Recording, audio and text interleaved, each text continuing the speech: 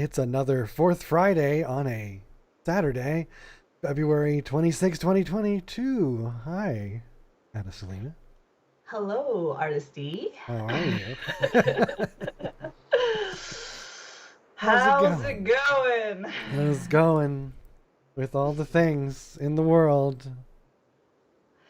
Every month I think, Explosions. oh, we'll check in next month, and it'll be like, okay, not much has happened. So, war. War.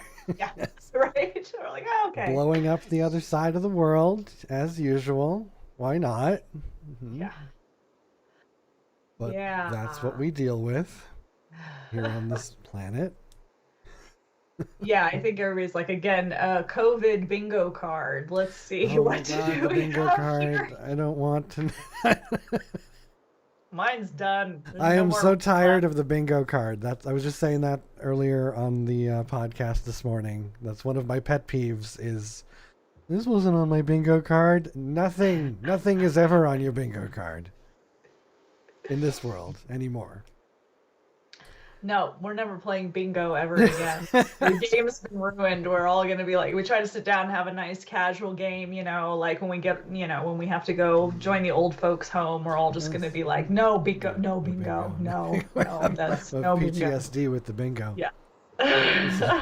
If you haven't figured out by now, like the year after year is just like one explosion after another. I don't know what to tell you because you should have figured that out in like 2009 at least when the Yeah, world went off the rails and we went into an alternate timeline. so yeah, apparently I've heard tell there's a theory. I'm not exactly sure where it came from sometimes. You remember reading things and getting information, and they're like, I vaguely remember something about that, can't quite recall. But I think that was one of the theories. I think there was a movie or something back in the 80s, wasn't there? Like, about like the idea that when we split the atom, Hmm. that it created alternative, like it messed with the whole space-time Possibly. thing. Yeah. Possibly. And so like Oh. so, yeah, something with that. I always think, yeah, I think about that. And then of course now we're with this Russia Ukraine thing. It's just such a, I mean, everything is World War II, like all the time. All the time, yeah. Of No matter what's going on, it's all a result of World War II. course. But of course, this in particular um, is an extremely powerful reminder of of the legacy of World War II and just everything that we're still dealing with. So, um, yeah. And then over here in New Mexico, I live down the road, down the hill from the hill, up on the hill, they used to call it here. Los Alamos Labs was a secret lab up on Yes. the hill. And so I live just down from the hill, and it's still a weird place. It's very trippy, and it just got a huge amount of money from the government. Last year, I believe last year was the 75th anniversary of the Oh. Trinity experiment. Happy anniversary. And I watched the speech, or I read the Hmm. speech of the current, like, I forget what it's called, but they're like the director of the whole of nuclear Hmm. in the federal government, like Yes. the head of nukes is Right. this woman right now. And she gave a whole speech on the 75th anniversary of the Trinity test that was, a little disturbing, her point of view. They're very glorifying Right. of It the literally is a technology. happy anniversary for them. Yeah, For so reals. they just got a huge amount of money to work on. Basically, like, we have a lot of nukes, but there's like a thing that you need to make the nukes work. And those are all really old, and we don't have a lot of them. So they're going to make a bunch more of them. Great. And so, yeah, so that's happening. So, like, a ton of people are moving here to Santa Fe right now Oh. because they're working at Los Alamos Labs. And you'll notice, interestingly enough, Hollywood has decided to make a really big budget movie about Oppenheimer Oh, okay. with Matt Damon. and etc. Like Oh, great. big budget. I was actually almost went on the casting call Oh, wow. because they had a casting call for like New Mexicans to be, extras and stuff. Right. And I was totally like, oh my God, if it was just not a bad time for me to do this, like I would totally go Right. and get on that movie, but I didn't do it. But and I just saw an article in Variety talking about that it's big, but it's a big budget film they're filming right now, all about Oppenheimer. Oh. And so Amazing. there's a lot of, and then all of that, and now the Russia-Ukraine thing, like it's just a pattern recognition, whatever. I don't know what it is, but that is definitely coming. I'm noticing that this is coming up in the universe right now.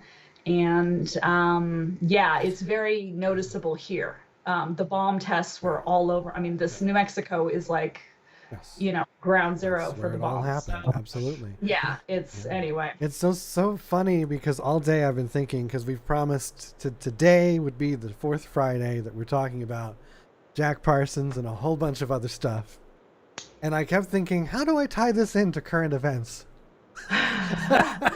we just hit these 16 of them. You don't want to, it's like Pandora's box. Like you don't want to go there because the universe is like, oh, really? Yeah. You're wondering that, are you? Yes, between the nuclear stuff, your Los Alamos, we've got already Oppenheimer, then the splitting of the atom and opening portals and changing timelines. I mean, that's everything right there. It's everything right there. Exactly. It's everything. I know, it's crazy. And then there's so many intersections. So of course I'm in photography, and I was very influenced by Ansel Adams, as to some degree I think every photographer is, whether directly or not.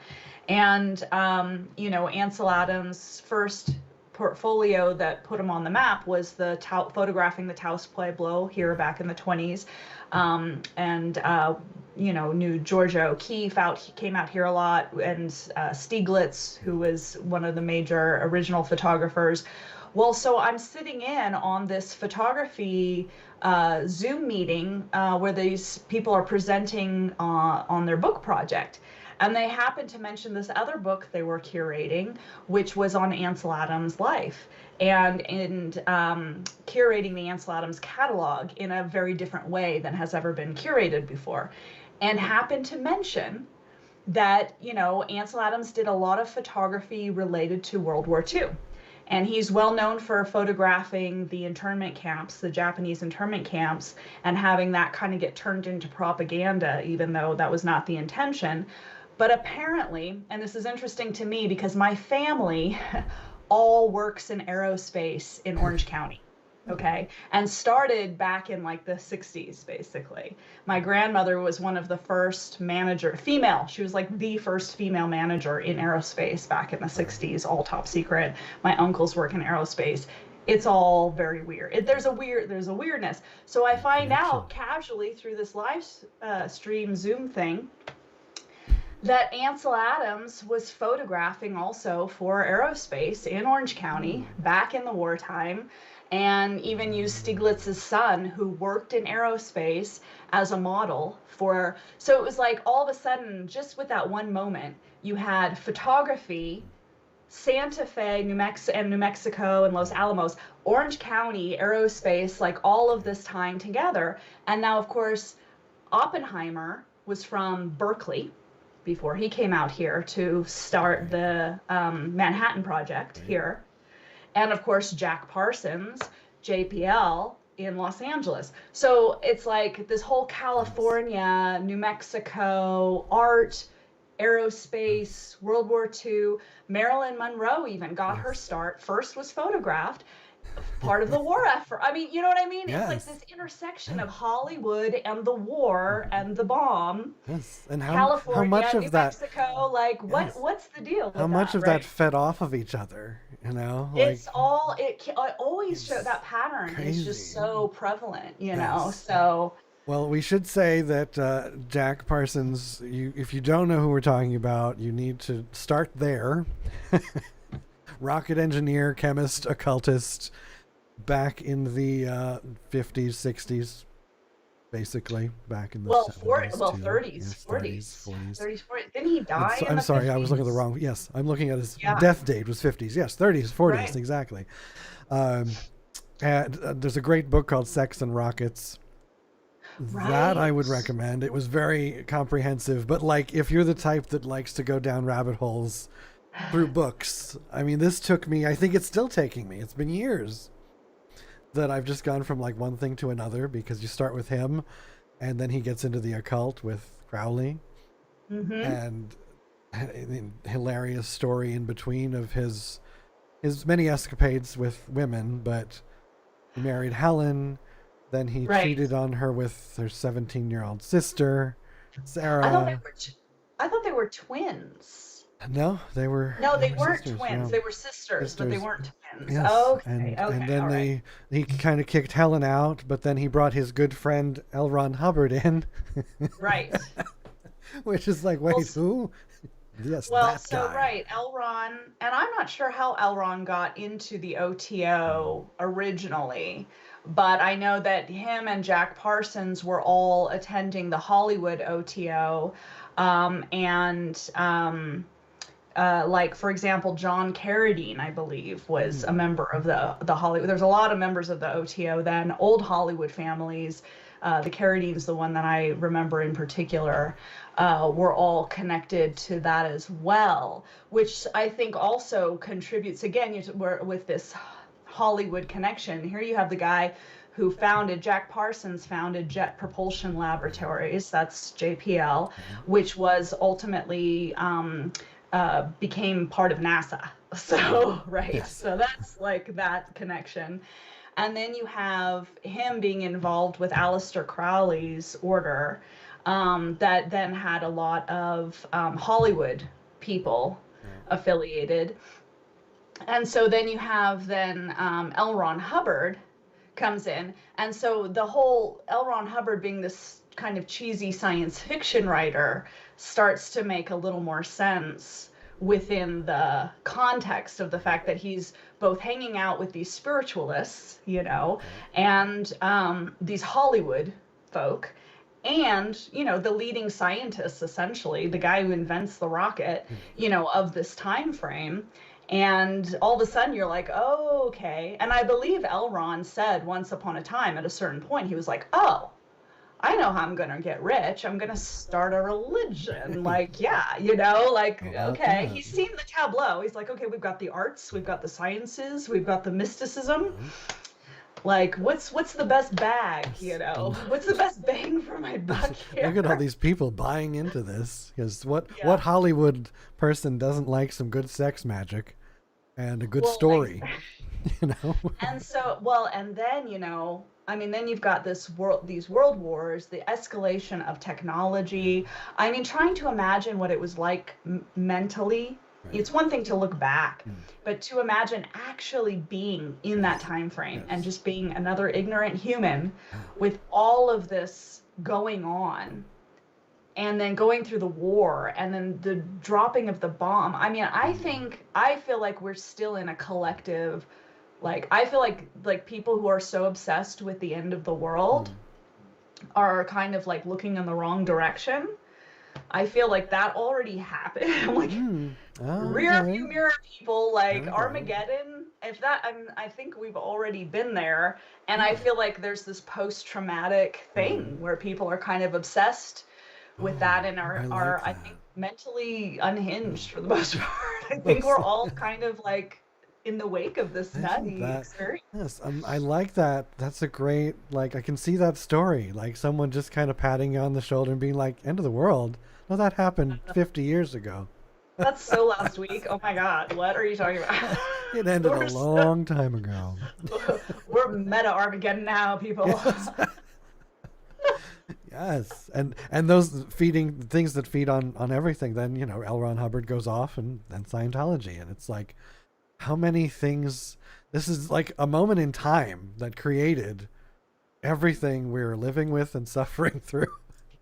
Well, that's why again, Oh. it's like this singularity event, and you've got these people who are messing with, some pretty intense, subatomic level energy. And you have to wonder, I mean, even just from a very practical point of view, without any particular alignment of any belief system, everything is connected. You know, everything is related. And if you mess with one part of the system, how that's actually going to, you know, impact the totality of the system, especially over time. You know, that was an extremely, and then they were just, you know, detonating those bombs for decades, you know, like not, I mean, dropping the bomb, you know, in terms of the war on Hiroshima and Nagasaki and the just sheer scale of devastation and trauma of those events alone. But then we just kept doing it over and over and over again in the ocean and on the islands. And I mean, you know, and I just remember hearing my mom talk about growing up with the whole Cold War and the exercises of hiding under your desk for nuclear, like, okay, you're gonna hide nuclear bomb, duck and cover, that'll do it. But it was just, you know, it was such a shock and awe. It's been just shock and awe ever since then. You know, it's just the whole, and then I think, when I think about my mom describing her parents who went through that time frame, who grew up in that time frame, and then, you know, worked in aerospace too, and then my grandfather was in the Korean War, which came after, but still all connected. And I just think everybody was totally insane, you know? I mean, just really a complete mess. You know, and they just, it's just, you know, everything I have to deal with subjectively as an inheritor of all this generational trauma from these people. Like, while I hold them individually accountable, there is also that broader perspective on that these are just, you know, these human beings who, again, through their own just luck or lack of luck, are born into this scenario with all these influences that they're, you know, even in some cases really trying to overcome and just failing miserably, you know. So it's kind of like a kid getting a hold of a very dangerous toy. That was that entire era, was like and then they are like insane with that newness of everything. I think that's why I'm kind of obsessed about Parsons and the whole thing. Is it was magical for real, because like they didn't ever have any of this stuff before, and they didn't know what to do with it, and they were like, let's just keep firing rockets and more jet fuel, more fuel. Yes. Well, actually, it's interesting too, because, you know, Aleister Crowly wrote in the 1920s the Diary of the Drug Fiend, which was, you know, kind of a big deal at the time, and in retrospect, in many ways, it's kind of quaint, but it's actually, it is a really interesting book. It's, you know, a work of fiction, but the whole thing he's writing about is exactly that. The protagonist is this guy who flew a helicopter in World War I. He was one of the first people to ever fly a helicopter. And what that did, and then he becomes addicted to cocaine, you know, and it's very insightful, you know. I mean, Crowley, I got a lot of issues with Crowley, but he also did have a lot of insight into the condition. And that novel, for me, is really interesting because he's looking at, again, the ego and the experience of the individual relative to these incredible things. No. And again, and the end of it is ultimately kind of every Buddhist ideal, the idea of Thelema and this self-realized individual who takes control of their own life and is no longer bound by addiction, no longer bound by both the, you know, because you can basically say, I'm not doing the drug. You can abstain, but you can still be stuck in your addictive pattern. Abstaining doesn't necessarily.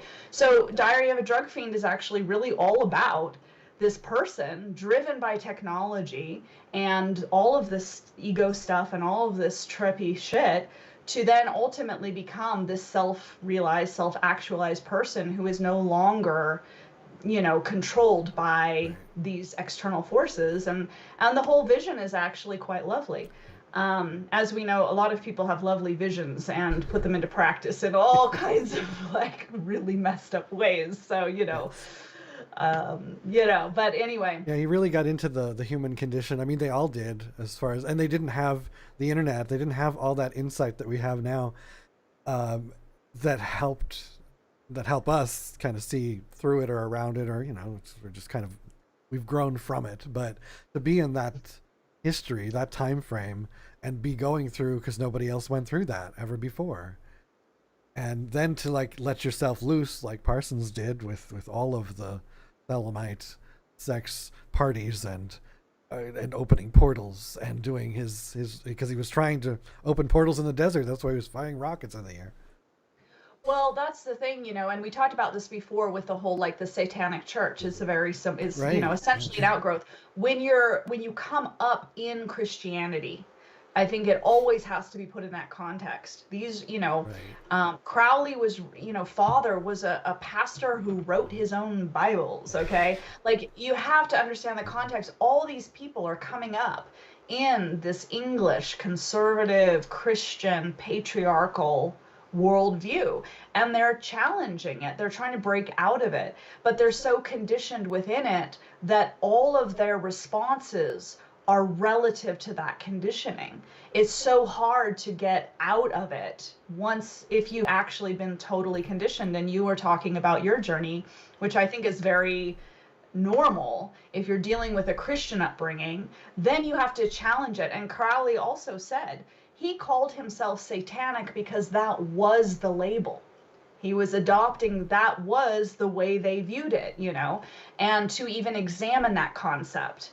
But then also to say, yeah, but that's still all within the same theoretical view of reality. And what about what is beyond or outside of that conditioning? Like just drop the whole ball. I think that's why they kind of all went crazy. They were either, again, participating or abstaining or rebelling, but they weren't walking away from the narrative, understandably. I mean, that would, understandably, right? But, so they became very obsessed within their own, I would say probably delusion. Yes.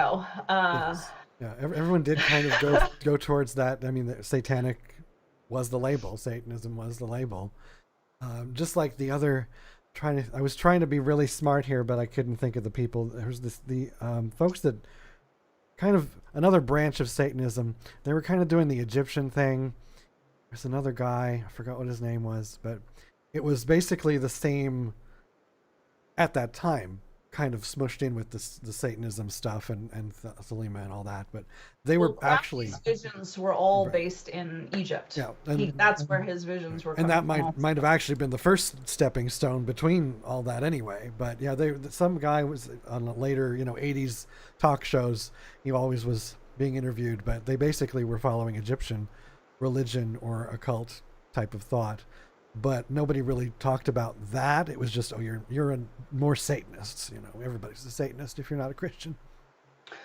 Well, right. Well, and of course, all of that knowledge goes back. I mean, that's what happened in Europe during the Renaissance, essentially, was a reclaiming of ancient knowledge that was coming, from the Middle East and Egypt and these more ancient cultures, and dealing with, now I'm totally spacing the word, which is ridiculous, but, in terms of dealing with the alchemy, the alchemists and the science and all of the spiritual knowledge that they were reclaiming, and that people like Aleister Crowly were relating to, all did come from essentially the Fertile Crescent and expanding areas, because that is what was going on. And because Rome conquered Europe the way it did, and then implemented the Roman Catholic Church, subsequently, anybody seeking knowledge outside the church is going to end up in the Middle East or further east. They're going to end up in Tibet. They're going to start studying Buddhism. They're going to study all the, ancient metaphysical and scientific and spiritual stuff, because they've been cut off. The Europeans were completely cut off and from their indigenous lineage in terms of pre-Christian knowledge and, earth-based science and mysticism and everything, of which there was. So it's just very practical in that you're going to head, if you're in Europe, if you're in Britain, and you're at the end of the 1900s into the 20th century, and you're trying to challenge your upbringing, you're going to go east. Like, that's just what's going to happen. Like, you're going to go, what's going on, So anyway, and the Brits, like, so disparage the ancient Britons, the pre-Roman Britons. There's such an attitude towards this primitive, thing. Of course, a lot of new science and discovery is unearthing a whole lot of new information about that. But anyway, if you put all that in context, then the whole Jack Parsons, Aleister Crowly, all of that stuff starts to make a lot more sense. And like you said, they didn't have the internet. This was not acceptable to do. This was majorly challenging, It was really magic. It was magic. What they were doing. And what they were doing, I mean, they were succeeding in creating weird shit. They were making weird shit happen. So why wouldn't they think that they were tapping into something occultish or otherworldly? The line between science and magic, I don't know that there is one. Science is magic. Magic is science, Put that on a bumper sticker. Yeah, well, it's true. I mean, it's just basically the idea of magic that we relative to, again, is the church basically saying, we don't want these indigenous groups, these largely matriarch, a lot of women in Europe, women had a lot of power. And it was not a strictly patriarchal society, and women had medicine and had knowledge. And when the Catholic Church was trying to enforce a patriarchal society on Europe, it was not going well. People were not, down with the plan. And that's what led ultimately into, amongst other things, but did lead significantly to the Inquisition, because, and the whole way the church operates in Europe is different. And the part of the reason for that is because there was so much resistance from the indigenous population to the church taking over everything, taking over science, knowledge, medicine, and again, being patriarchal. So there was it's a very extreme version of Christianity that is the European lineage, that seems largely in part to the fact that they were having to try to suppress the women, and that led to, by extension, is suppressing all kinds of groups later on. But so yeah, anytime people are trying to figure out what's really going on, because the way the church has divided things up doesn't make any sense. We've divided up science, we've divided up spirituality, we've labeled all these things a particular way, totally in reaction to the control of the church. And so the church, was in charge of the soul and the spirit, and science could have science, but you can't put those two together. But the problem is, the deeper you go with science, the more you realize that they're not separate. They're totally connected to it's a holistic spiritual and scientific reality, and trying to separate these things out creates a very insane place. It's just like trying to say the mind is separate from the body. What kind of, you can't, but we do. And there's a reason we think that way. Of course. And so anyway, coming back to, again, people like Jack Parsons, who are dealing with extreme science, shall we say, breaking down extreme barriers, it's kind of understandable that they would also be interested in extreme spiritual. I mean, they're gonna notice certain things. You observe things, you're gonna notice certain things. You're gonna notice that what we think are the laws of reality seem to break down awfully easily. They're awfully. Exactly. And if they're literally physically breaking them down in space and time and everything, why not go inward and experiment further with that?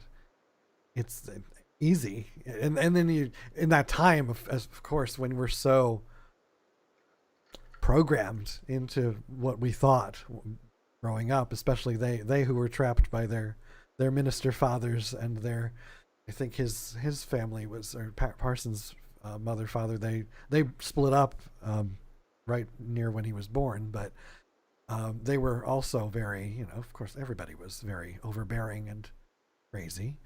So It was Parsons was born in Southern California. He do you was, recall? yes. Yeah. Yes. And interestingly, his birth name was Marvel Whiteside Parsons, which I think is like, everyone should name their child Marvel just to see what happens. Well, that's interesting. His name was Marvel. Marvel, yes. It was really, What? and then it was John Whiteside Parsons, but he was born Marvel. Oh, well, I'm sure that what's his name, the inventor of the Marvel universe, I'm forgetting his name. Yes. I'm sure he knew that because the whole probably. Marvel universe is based on World War II. You're right. Yeah. Our whole Stan and it's Stan kinda, Lee, or what? Stan Lee? Yeah.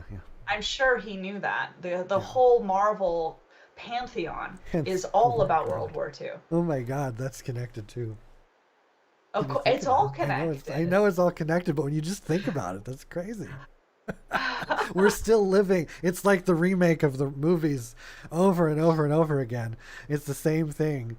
We are living with the Marvel universe now, due to Jack Parsons then.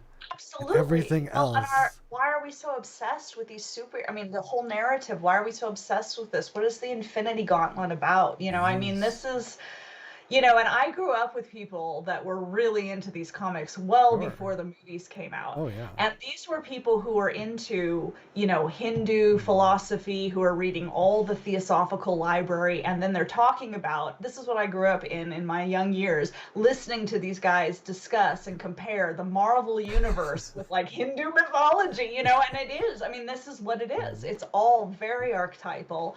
And it's all about these very specific things that are going on. So yeah, I got to take a Yeah. moment there for that. I grew up in some interesting places. Yeah, like like 18, and we're sitting in the hot tub, and this is the kind of discussion that's going on. Like so. Because I mean, this took me to Lovecraft too. I don't know how I got there, absolutely. but yeah. It's the whole thing. And then again, the Theosophical Society is always there.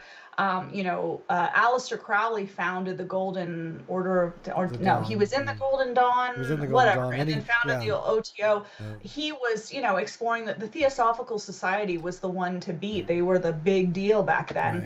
Right. And Crowley took issue with some fundamental premise that they had and formed his own order essentially. So yeah, you have this whole tableau coming out of the late 1800s in terms of what was going on with exploring of knowledge and people, breaking out of that era in terms of thinking. And of course, Blavatsky was Russian. Yeah, who founded that was introduced to me through all this as well through Crowley. Well, exactly. Of course it would. It's all connected. So, I went to Krishnamurti school when I was a kid. And so, Krishnamurti was the world teacher chosen by the Theosophical Society. And then in 1929, 2 months before the stock market crashed, which is what led directly to the start of World War II, Krishnamurti gave his Truth is a Pathless Land speech. And he dissolved the Order of the Star with the Theosophical Society and said, I am not the chosen one. I am not the next world teacher. And he said, the truth is a pathless land, and it cannot be approached by any way whatsoever. It has to be the personal journey. It's the individual. And none of these cults essentially have the answer. That was his whole trip. So the Theosophical Society disavowed him. Stock market crashes. All the stuff, starts in Germany with Hitler and his whole group. This very anti-Semitic group that founded the Nazis was meeting and writing, and they read Blavatsky. And they were inspired by some mythological stories that Blavatsky had recorded about superior man and the Aryan. This is where all that stuff came from. Not that she was promoting the Nazis, but they took inspiration from myths she had compiled. Sure. And you'll see in the Theosophical Society's symbol, they are considering themselves a world religion, and that they include world religions. So they use many different symbols in the Theosophical symbol, including the swastika that was now famous for the Nazis. And so to me, absolutely, Hitler took the swastika from the Theosophical Society, used that symbol, of course, coming from the occult. And, this is just what was going on. So from every side of the bomb, from World War II, the Nazis, all of it, you have the occult running through it on every level. And then who circles back? Like when all of this is done and the dust settles, and after World War II, then we've got Wernher von Braun coming to America to work on rockets. Yes. So it was just, and he was a Nazi, and nobody mentioned it. It was kind of just a washing of our hands thing. Well, and then, Oppenheimer basically said, I do not support the bombings. He stood against it. They excommunicated him, called him a communist. He was blacklisted for a long time before they then came back around and re-honored him. So this movie that's coming out should be very interesting. Yes, because of course they had they had the whole, in Hollywood, the whole communist blacklisting that followed during the Cold War was epic. And then, of course, both in science and in Hollywood, you had a huge number of Germans, which were Jewish. That is the reason Hollywood is what it is today, and of course Einstein. You had, because, before the war, Berlin was it. I mean, this was where everything was happening in terms of art and science. And it's a really weird thing when you really start to look at what happened. It was very incestuous of everything. And just bizarre. As I love in certain, there was some movie recently, probably not that recently either, but one of the NASA type movies about going to space and, getting there and the people that got us there. And in that movie, they kind of had the von Braun character, helping, and they because he is influential of making NASA pretty much what it became, at least at the time, and he kind of bridged from Parsons to the next step, but nobody ever mentions like, oh, this is the Nazi guy that came here and now he's working with all the people and he bettered our lives and our country, but nobody mentions like what he was doing over there. Well, people don't like to admit that there's a lot of support. There's a lot of support for the Nazis, and there was support for the Nazis here. Initially the United States was not accepting any Jewish refugees at all. They were coming here and they were being sent on to Shanghai, China. A surprisingly large amount of Jewish refugees ended up in the United States at the end of the war. But they spent the entire war in Shanghai. It was China that offered them refuge. And of course, China was under attack by the Japanese at the time. I understand you can't teach like 5-year-olds this in school. But our education on this is really poor. And again, the propaganda that came out, nationalism was really popular before the Nazis. Nationalism was what was going on here. We had our own genocide going on here, in this continent, creating the U.S. nationalism. And it was actually, and I think I've mentioned this before, it was our immigration law that set the precedent for the Nazis doing what they did politically. So there's a lot going on, obviously, and that comes back to the whole Marvel Comics thing. We want to paint it in this, hero thing. But what's interesting about Marvel is Marvel doesn't actually do that. If you look at like the X-Men, the more and more you dig into those characters, the more and more the villains are not as villainous. No, at I all. mean, Magneto Right. was in a concentration Exactly. camp. Yes. Okay. Yes. Right? Yeah. So, that's the thing. Oh yeah. And It's that is what I realized after I finally, hit adulthood, because I always was rooting for the villain as a kid, all the time, every time, and I didn't even really understand why, but that was why, is because it was actually them that it's always the villain who's the one that was screwed over, and they're just, pissed off. And it's always the good guys who have made their own little cult against what they think is wrong. right. And here we are. I mean, it's a perfect illustration where you basically have, Professor X is saying, essentially the United Nations are going to save us and they're going to protect us. And Magneto is saying, no, they're going to turn into the same exact oppressive. I mean, that's really what the narrative is. And of course, in European lineage of storytelling, when you're dealing with European Christian lineages of storytelling, and that's what we have to a great degree. Everything is very Shakespearean. That's coming from that lineage, and is coming from the lineage of fairy tales. You're seeing that people have become very acclimated to using storytelling as a form of resistance. When you can't come out and say it publicly, you create these stories, and you create these myths to pass on knowledge secretly. That is, that you could basically be killed for speaking, So I see, again, like the comic book characters, something like the Marvel Universe, again, very much the same type of lineage where you're creating these archetypal characters telling a very specific story, showing this to people in plain sight without really, spelling it out. Yeah. Awesome. So. Yes. And then every occult, I love it also, mentioning about how Crowley founded, or he was in a group. Then he was like, F you guys, let's make a new group. I'm making my own group. And then he runs into Jack Parsons, who basically tried to do the same thing. He kind of tried to take over.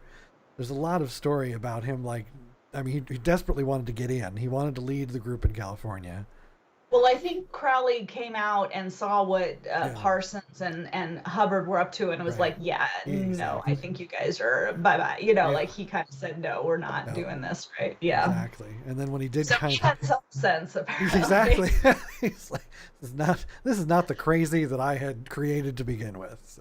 For people who are watching, hello, if anybody's watching, Wow, Bev's here. Don't know.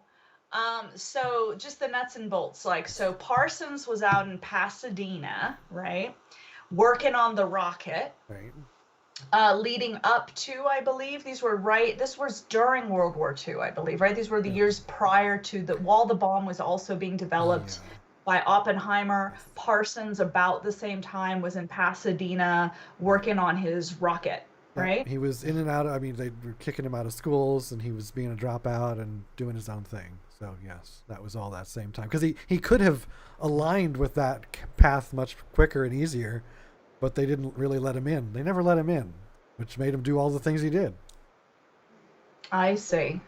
So, and he was part of a team, obviously. Like a bunch of the people on his team did go on to join NASA, right? But they were like, you're into this black magic weird shit, and we were like out. Exactly. And then didn't he die in some bizarre explosion? Yes, he blew himself up by accident, allegedly, at the tender age of 37. Yes, he was.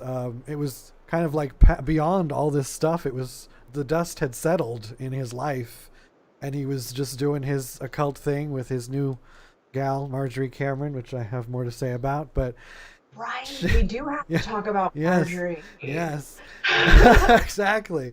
So they were going away to Mexico on a vacation, and he was going to do, because he started to do things, because he was blackballed. Nobody wanted to work with him officially. They wouldn't let him into NASA. They wouldn't let him continue with that course. So he started to work for Hollywood with explosives, setting up explosives for films. And I didn't know that. and so they sent him the day before he was leaving with Margerie for his vacation. He received like a gigantic shipment of explosives for a movie, and he started working on them. And they say that he was mixing something in a coffee can and dropped it, and it exploded. But it was more so that causing the explosion of everything else in his garage, wiped out that entire floor, but left him conscious. Like it ripped off his arm, some of his legs, half of his face, but he was still like talking until like 34 minutes later or something. It was very, of course, very exact in the occult world. Got to get it right down to the minute. But yeah, they took him to the hospital. Then he died. Yeah. And what year was that again? That was in 52, June 1752. Wow. Yeah, because of course the early 50s was actually very interesting. A lot happened. So yeah, that was the end of that era. So Yes, Margerie, Margerie.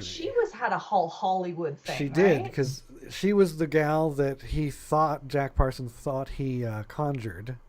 Because after Hubbard and Sarah screwed him out of most of his money, he kind of went a little bit more crazy and got a little bit more wacky with his incantations and things out in the desert. And he was trying to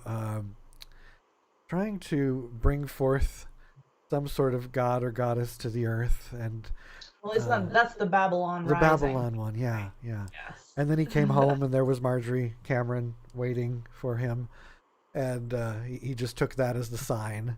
So yeah, she got way into the whole ordeal with him of Thelema or the occult or whatever he was doing at the time. Wasn't she in film? She was in films, She was in right? Later. films. Wasn't she in like the 60s avant-garde She thing? was, which then connects us to Kenneth Anger. That's who I'm. Yes. Of course. And that's Of course. Well, this is where the whole goth scene Yes. began. You know.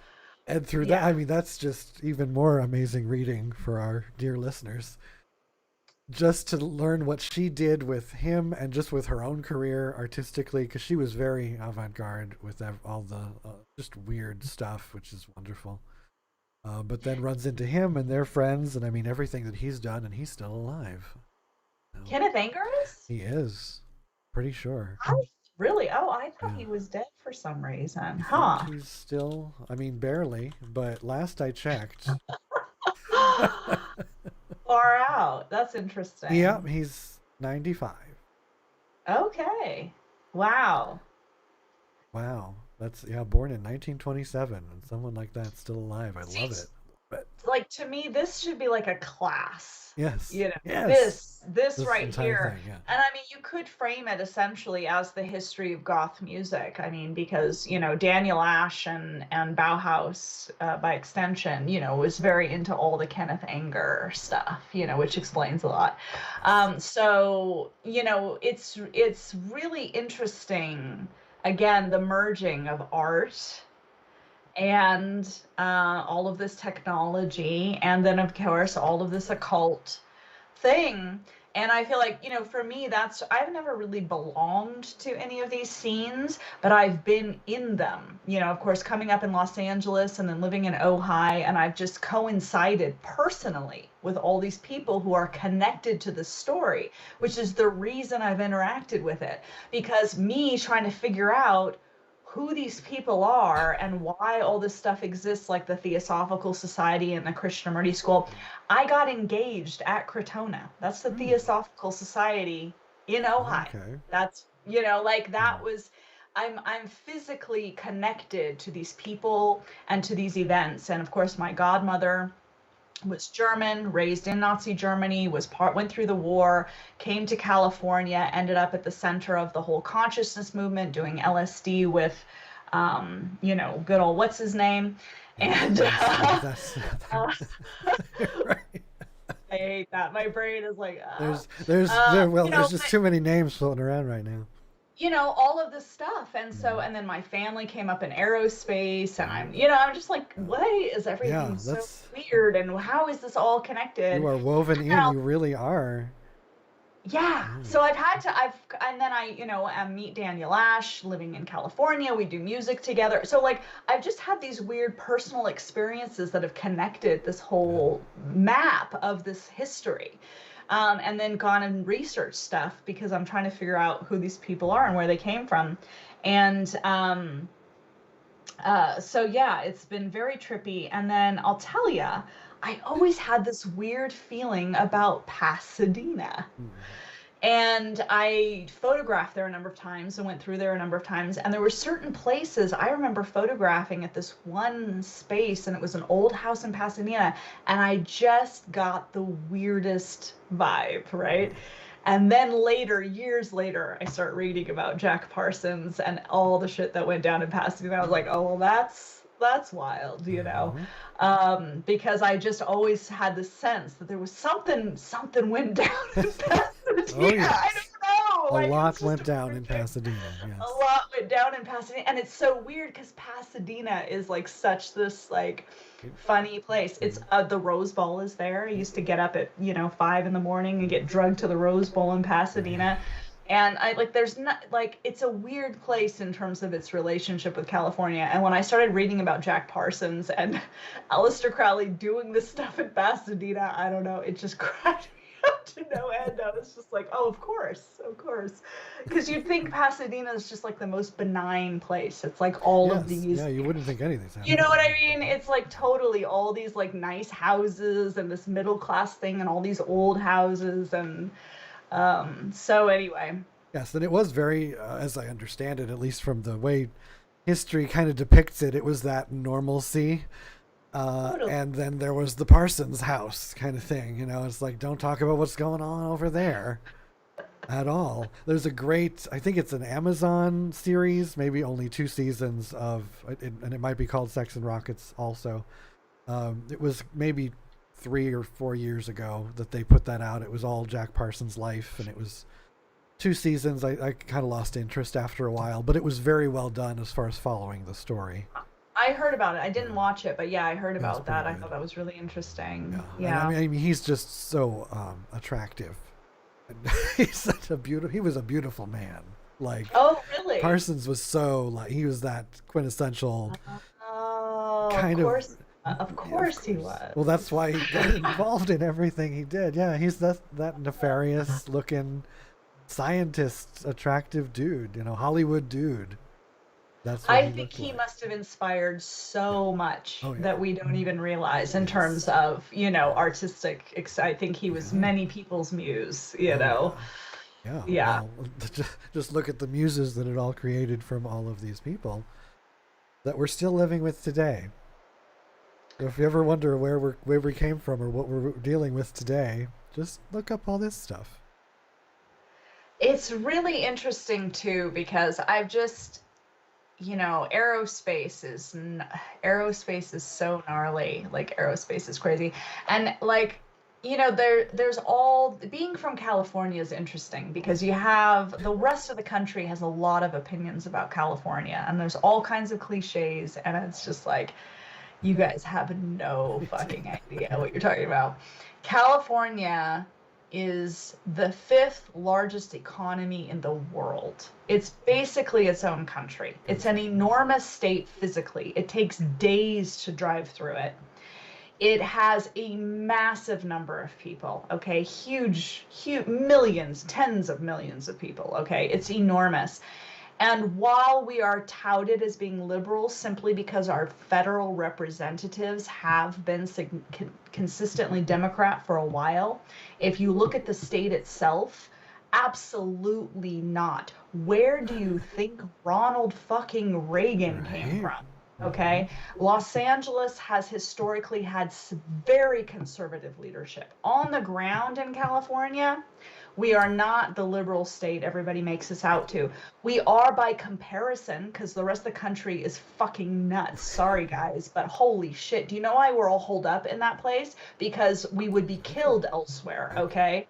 At least we have, abortion rights, and we have something, This is why everybody comes to all the freaks come to LA. That's why we run to California, yes. Exactly.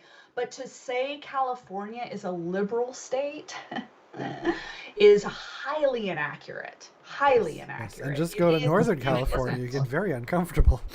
Well, and all over California, California. Again, Los Angeles, I mean, everywhere. This is the local governments are very conservatively controlled. We may have, again, Democratic leadership in the federal government, but on the ground in the state itself, maintaining Democratic leadership there is very tenuous.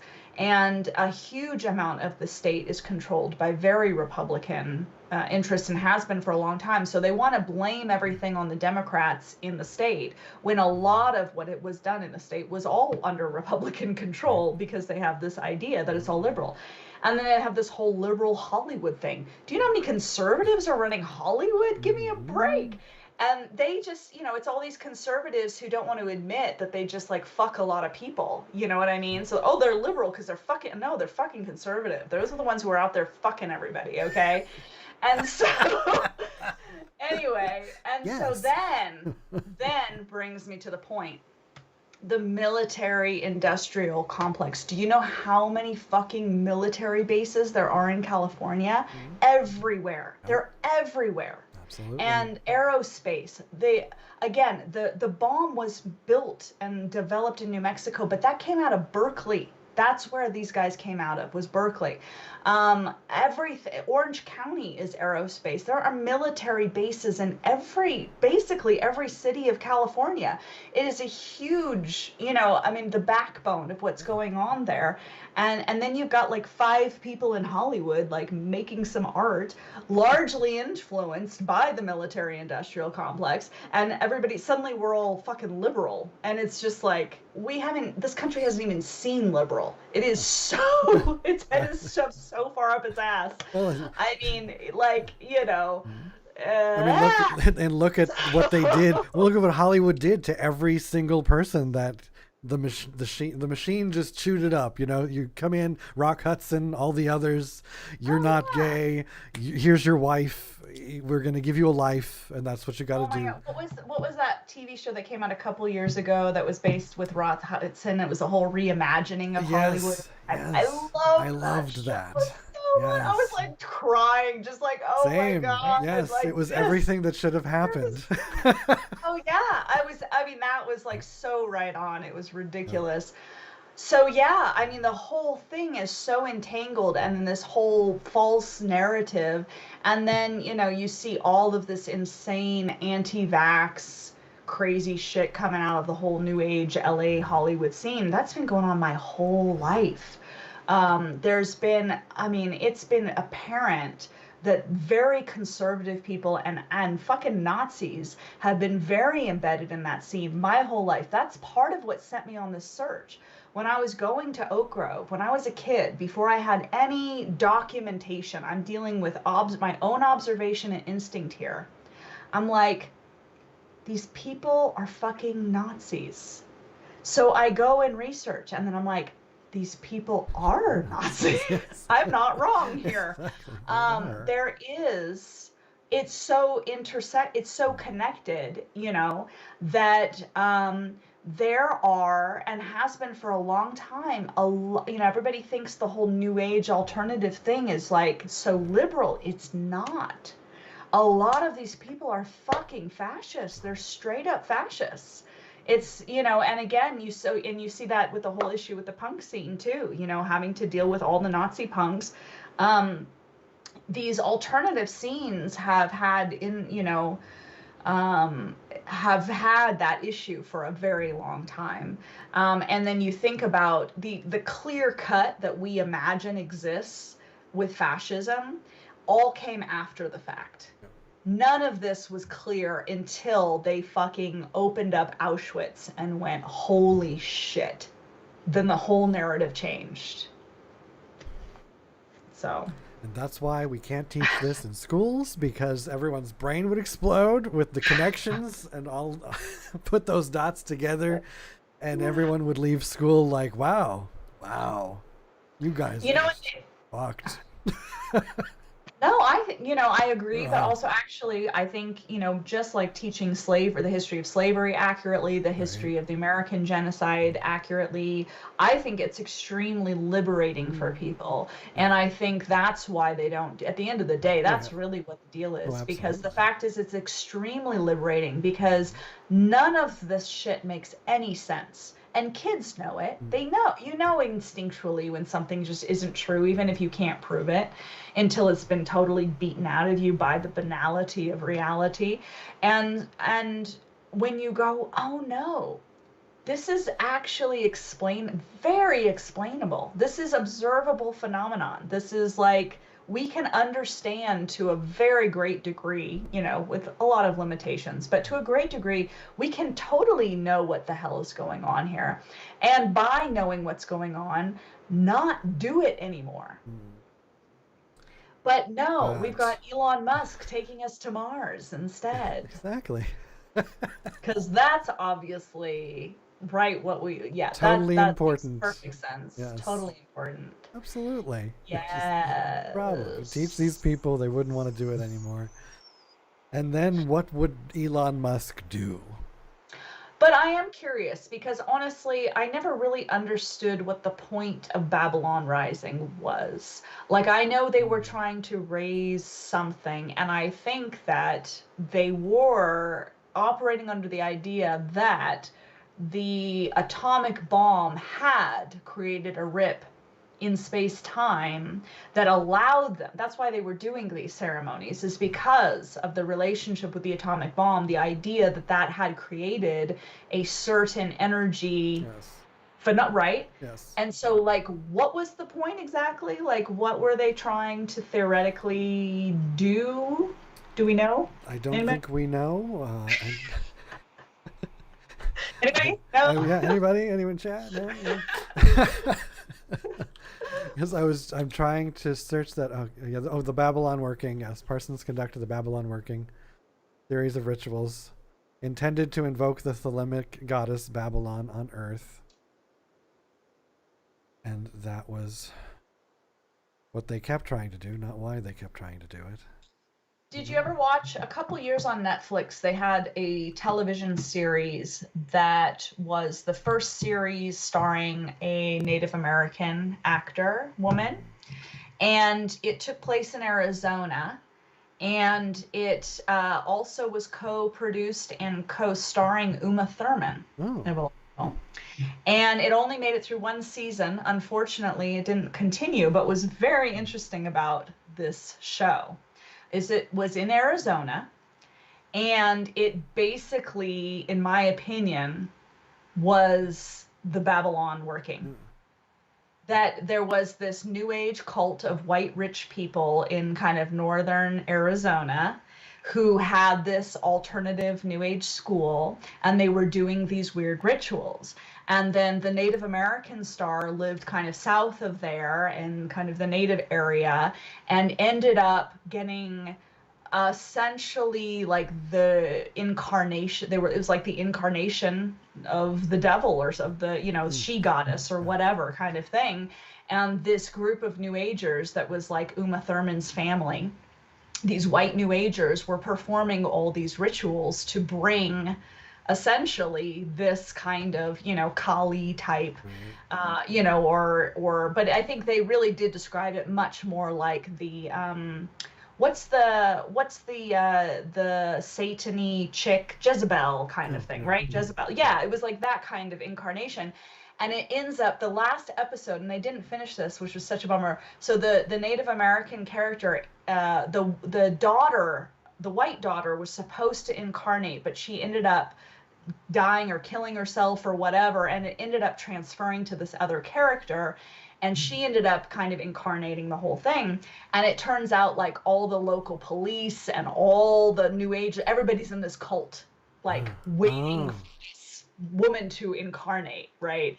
And I was like kind of having I was still living in Santa Rosa at the time, it was years ago, and I was still really ill, and I was seriously having like PTSD watching the show. I was like, this is fucking Ojai, man. This is like exactly, this is it. This is so it. Like, and then I read about Jack Parsons later, and I'm like, oh yeah, I mean, so much of this runs through the consciousness of the society, I think, very unconsciously.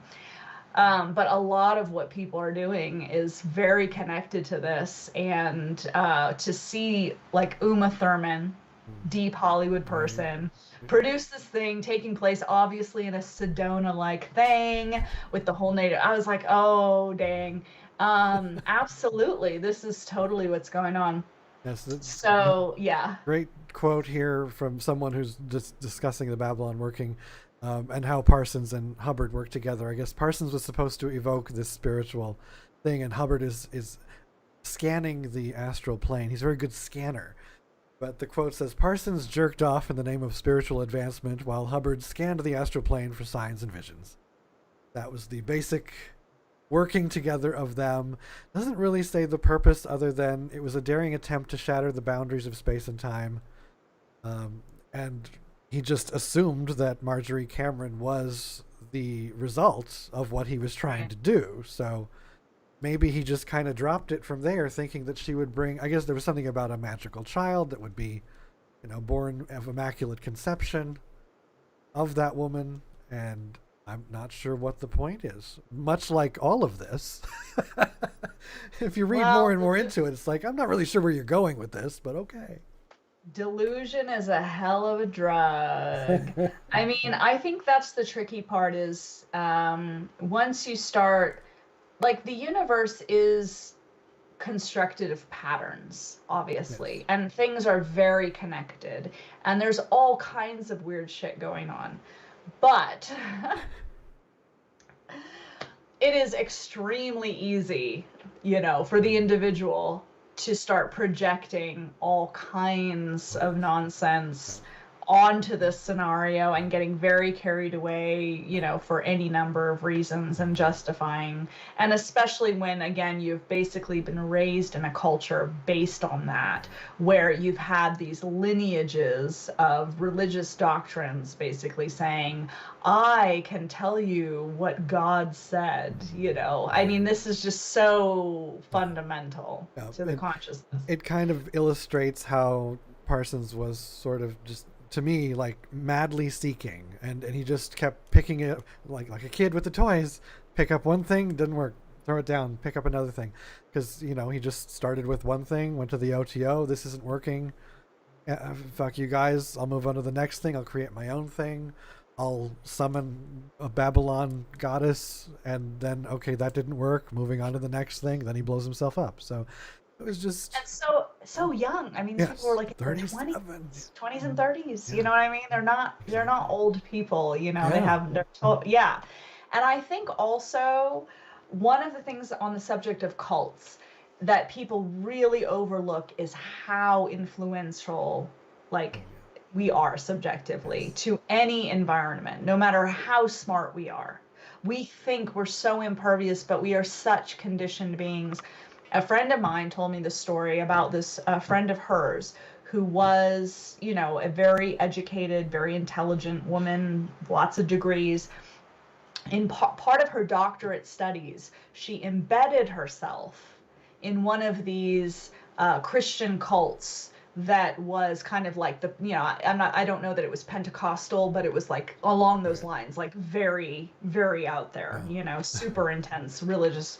She knew she was doing this, okay? She purposefully embedded herself to study this cult. She got converted twice. Wow. She got into it. She fell into it. She got herself out of it. She was like, oh my God. She went back in. It happened again. This stuff is, and again, with all the anti-vax stuff, with the Trump stuff, with all of this stuff, people really underestimate the power of just proximity and the power of this kind of ritualism and the power of all of this stuff, that no matter how intelligent you are or how much you have, once you are in a group with a group point of view, our whole sense of judgment is so relativistic. Even for example, body image. Your whole body image is based on your community. If you are in Los Angeles, your acclimation to plastic surgery is way higher than if you are somewhere else. And so suddenly, simply by that proximity, your whole sense of expectation on what something should look like completely changes by that proximity. And all of us are affected by that, period. It has nothing to do with so-called intelligence or morality or whatever. It's just the way it is. And so I think that once you start down a road and you start interacting with things, one thing leads to another. And we have this bizarre linear conception of time as individuals, but also time is not entirely linear, but we experience it that way. And that's kind of a weird way to experience life, because we're stuck in this day, in this moment, and we can only deal with so much, and one day is influenced by the next. So you start hanging out with this cult and you start doing these experiments and it all seems fine, and next thing you know, you're all the way over there because it all made sense consecutively, like in that way. And I've done that myself. I've been that kind of person that puts myself in a lot of different scenes. I always kind of felt like an embedded journalist of my own fantasy, and I've experienced it very much. You put yourself in this culture and you become that culture. You put yourself in a different culture, you become that culture to not 100%, but it's all about perception, and it's so pretty easily changed. significantly. Yeah. So easily changed with just by talking to people. That's why it's both good and bad to be open to talking through. They always say that if you knew the person that you hated or that you think is doing the wrong thing, if you sat down with them and had dinner and talked to them for 4 hours, you'd probably leave thinking, oh, they're actually onto something. Right. Easily. It's exactly. And it doesn't change. They're not onto something. Right. They are fucking psycho, right. But they are also attractive people, and where it's just not. It's not so straightforward at all. Spend a little time in corporate anything, and it's like, oh yeah, I know why they do what they do now, even though it's all bullshit. Still, you're like, oh, that makes sense now. I want to do that instead. And also because it's easier. It's easier and desirable to feel like you have some like direction in life. Yes. Oh yeah. And as somebody who's really gone, onto the mountain for a long period of time, it's very difficult to interact with this whole narrative without having some kind of trip, whatever it is. That's just the expectation that you're and it doesn't really matter whether people like it or hate it. The whole point is that you have something for people to like or hate. Yes. Yes. Well, in the severe cults, that end up, killing themselves in their, tennis sneakers and spandex, going to comets and all that stuff. But what were those people? They were lonely. They had nothing. They had no purpose in life. And then they found each other, and it's like, wow, all these people are like me, and we're all thinking and doing the same thing. And now I'm accepted, and it all makes sense. So I'll go along with it and drink that Kool-Aid, literally. Well, and that's the perfect point, is because, and there's something actually really important there, because that is what matters. Yeah. All of this, truth is great. It's good to have some grounded in reality, but the thing is that is, at the end of the day, it doesn't matter. Our relationships matter, our existence matters, and by essentially our whole way of life now, that is essentially war and technology and money, and all of these systems have become more important than people and community. And at the end of the day, the truth doesn't matter. It doesn't, it does, what I'm saying, but it doesn't, because what really matters is that people have a community that they live in that supports their life. That's what matters. Now, of course, these cults don't support their life, but they give the illusion of supporting their life, obviously. That's kind of the point. And that's why people are attracted to them, because the way we're living, you know, is insane. And then we're trying to create this baseline of normal that cannot exist within a fundamentally insane structure. So so everything is a cult because of course it would have to be. Like that's, I mean, again, truth is observable phenomenon. It's the laws of the universe. And if you're living in a system that is inherently like a math problem that can't be solved, it's a nonsensical pattern, then you're going to have an outcome, essentially, you know? And it's like we exist in this world that's like, we can do this and pretend there's no outcome. We can drop all these bombs and pretend there's no outcome. But we see there's tremendous outcome. There's unmeasurable outcome, whether it's Parsons and Crowly and Hubbard. I mean, think about the whole fabric of causality just between Parsons and Hubbard and their relationship with the war and the bomb, just them, not to mention everybody else who was affected. And it's like we completely ignore that equation, you know? Yeah. So amazing. We could mention so many names within that, and they're all like the popular, important players of all time. Forever and ever. So maybe they did, in a way. I mean, that was an explosion of its own, cultural explosion. It was a literal explosion, and maybe they did rip some holes in time and space. Well, if you think of it like a singularity, like a black hole, and it's like we're all just spiraling. That's all of our culture, all of our society right now is just spiraling this event horizon, right? And what, you know, like and so it does seem like a portal, again, that has opened in whatever actual way, but in terms of its effect, it has created, it is not it's created a whole nother realm of potentiality, which I think is why we have all these stories and characters, because it's like, yeah, this is exactly what's going on, and we're all circling it, and we're all not really sure what it's done, you know? And it's like you've got the whole, like in the movies, right? We've got like Loki coming through some weird portal in the sky and descent, you know what I mean? Like it's all kind of metaphors for the same thing, like where we feel like something is still coming at us you know, that is related to this that we don't fully understand yet. And it does seem to kind of tie a lot of past and future, present, like, you know, there seems to be a whole. Well, yeah, we're still tied to that, so it's all tied.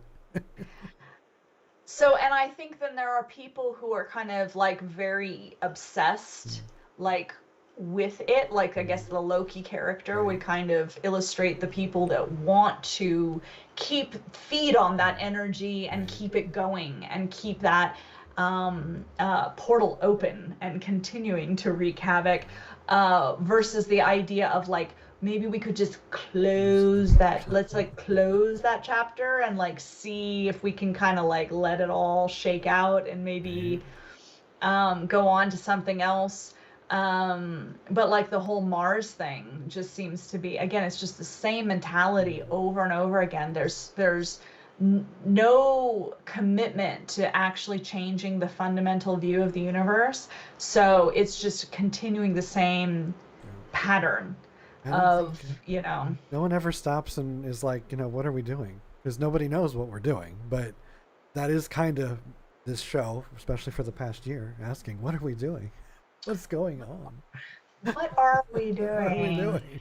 Because, and I think people see that with war now, because we haven't had, I mean, we're always at war.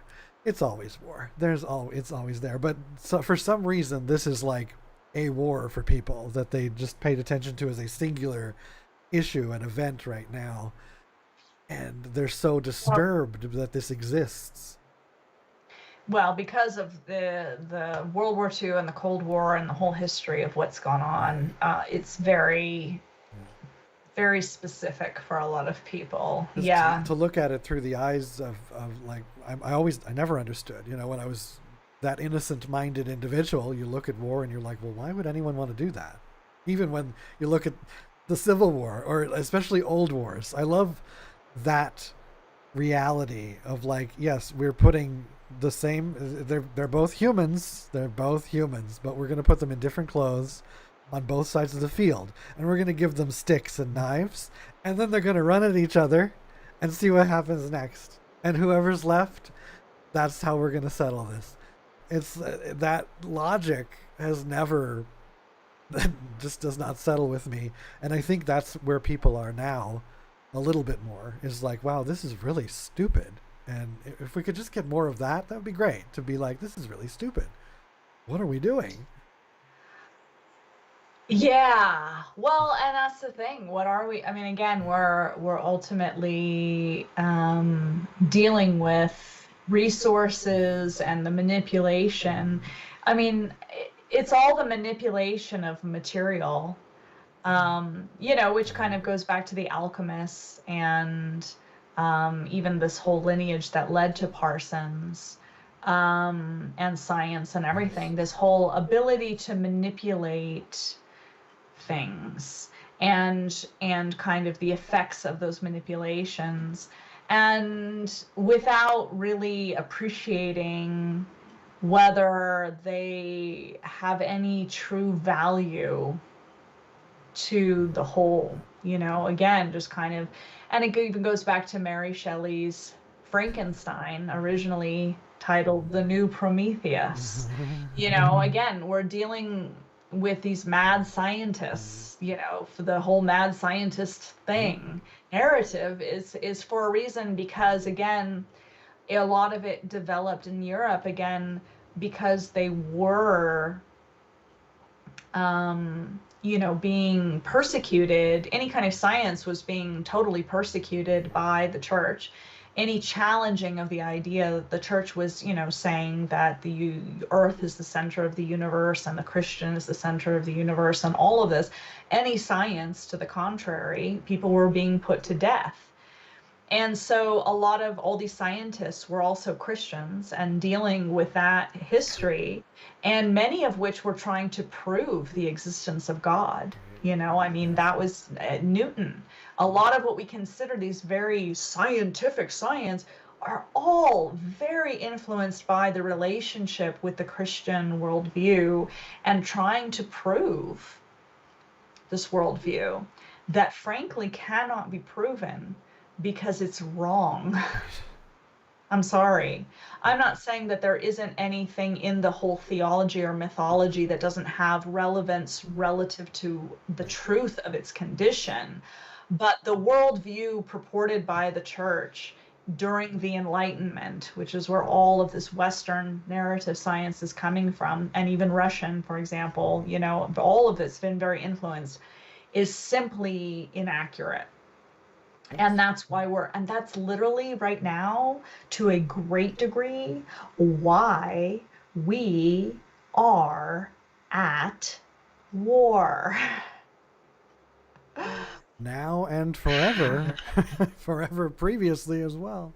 Because people are trying to prove this idea and force an idea, a false idea of reality onto reality, and it never ever works. And I think you're looking at Jack Parsons, Ron Hubbard. This is it. It's all about sex and rockets, people. Forever and always. Right. That's what we are focused on in this world. It is. And then you got fucking what's his name shooting Star Trek boy up.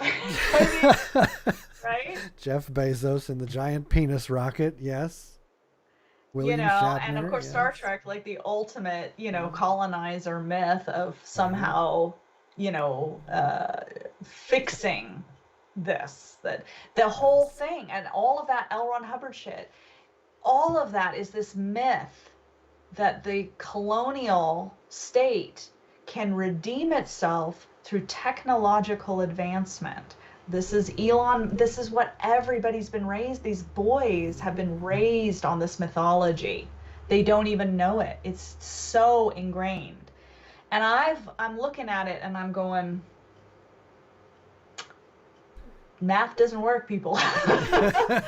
You can have whatever mythology you want, but the math has got to work, and the math does not work on that. I'm sorry. It's a myth. It's a fantasy that you can.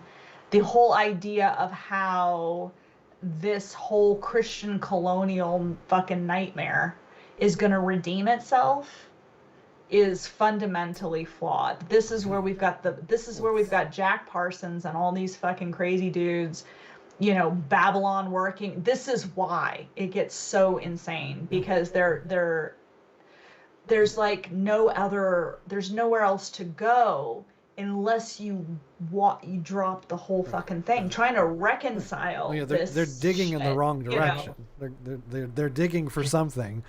Always. Right. I mean, they were looking for the truth, the solutions, all of everything that they wanted, but they're digging down the wrong hole. Exactly. It's the fundamental thing, like where people are, you know, say they want enlightenment, but they don't, because it means that you can't play both sides. Right. You know, it's all or nothing. You don't get to stay attached to this narrative and transcend the narrative. It's one or the other, people. And so I feel like that's what's going on, where these people go on this seeking journey, but then they kind of hit this threshold point where they actually have to figure out what's really going on, not their fantasy about what's going on. That's the same thing with all of these 50s and 60s LSD taking, same thing. They get to a certain point because they have a fantasy about what liberation means, rooted in their position of power and privilege. And then they hit a certain threshold where it's like, no, you have to really see what's actually going on, not this fantasy, which again is this very practical thing, like what your country is based on, like what your religions are. But, you know, you have to actually get real, not this whole... you know, and then they don't, that's hard. That's confusing. It's very, you know, and so then a whole nother story gets added on in order to maintain the attachment to the narrative, in which they want to create this fake salvation that works with their narrative. They just don't want to leave the narrative, because end of the day, the people we're talking about are all white Christian men. Well, and it's horrifying to any of those types of people, especially people that have been searching all their lives, to find out what we've already known and what we've already told you is, you know, the truth is within, the truth is yourself. You have to come back to yourself and quiet all of that to find actually what you were seeking. But they would lose their minds if they knew that, like Dorothy coming back from Oz, it was always, you could always just go home, and we could always just go home to ourselves and find the actual enlightenment that we're seeking. But to get lost and then go back like that, that's just, they've gone too far. He's gone to frickin' Mars. That's as far as he wants to go. The thing is, the problem is there that then what? Yes. Because the whole society, the whole way you feed yourself is based on all of this.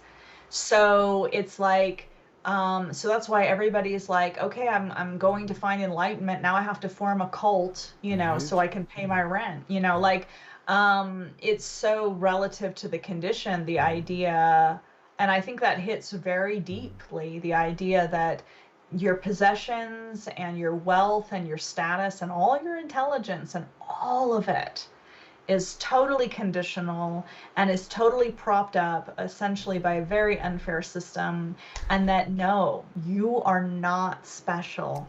You're not special. You're not special. Marcus. You're That's the sign in my godmother's endo was we come here to be nothing special.